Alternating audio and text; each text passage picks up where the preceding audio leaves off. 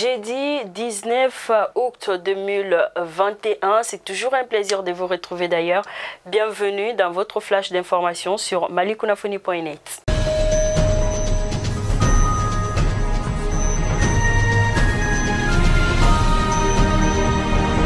Nous commençons à Kita où la distribution des vivres aux démunis est en cours depuis 3 jours dans la commune urbaine de Kita. Cette donation intervient dans le cadre de soutien aux plus vulnérables en cette période de soudure. Elle est initiée par le gouvernement malien. À Nara, un camion d'une entreprise sous escorte des FAMA a sauté mardi sur un engin explosif improvisé. Le bilan fait état des blessés graves et les camions totalement endommagés. L'incident s'est produit à Gringale entre Nara et Mouroudia. Ainsi, nous implorons le bon Dieu qu'il puisse leur accorder le repos éternel. À Kadiolo, elles sont plus de 300 femmes du cercle de Kadiolo à boucler une formation en début de semaine sur la saponification. Les participantes se sont familiarisées avec les techniques de fabrication du savon traditionnel Kabakuruni, Kulikoro, l'eau de javel et les savons liquides.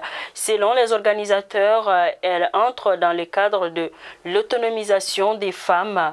La formation a été organisée par l'association Sigida Yele en collaboration avec la coordination des femmes de Kadiolo. Massinan, les exploitants agricoles de la zone de production office du Niger de Kolonko se sont engagés à soutenir le nouveau directeur des zones dans sa mission. La déclaration a été faite mardi lors d'une rencontre à Kolonko. Barema Dambele, qui remplace Lassine Diakité, a rassuré ses interlocuteurs de prendre en compte les préoccupations des exploitants, notamment l'accès aux intrants agricoles, le suivi et conseil, ainsi que l'entretien permanent des réseaux d'irrigation.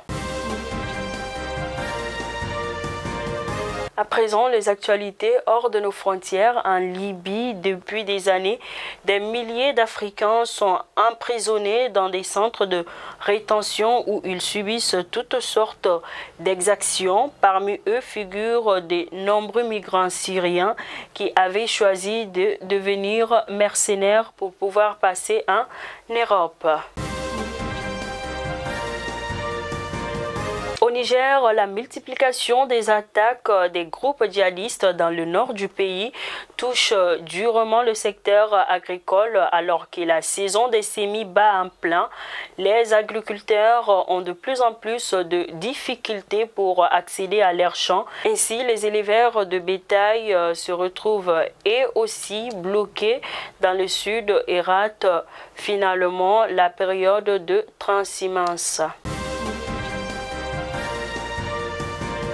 Un jeune médecin guinéen, le docteur Ousmane Touré, originaire de la Guinée, a perdu la vue dans l'effondrement d'un bâtiment à la suite du tremblement de terre de magnitude 7,2 qui a frappé Haïti le 14 août dernier. Il était spécialiste des urgences de santé publique et était en mission pour l'OMS. Ainsi, nous prions que son âme repose en paix.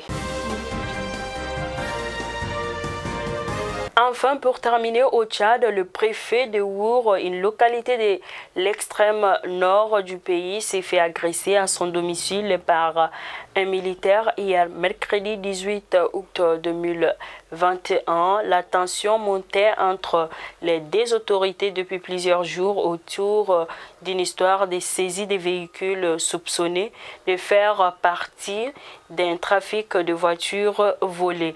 Le gouvernement condamne l'attitude du militaire et porte son soutien au préfet.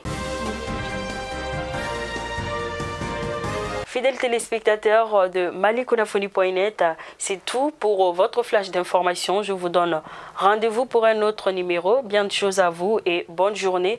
Et j'en profite pour souhaiter une très bonne fête à toute la communauté musulmane. Merci.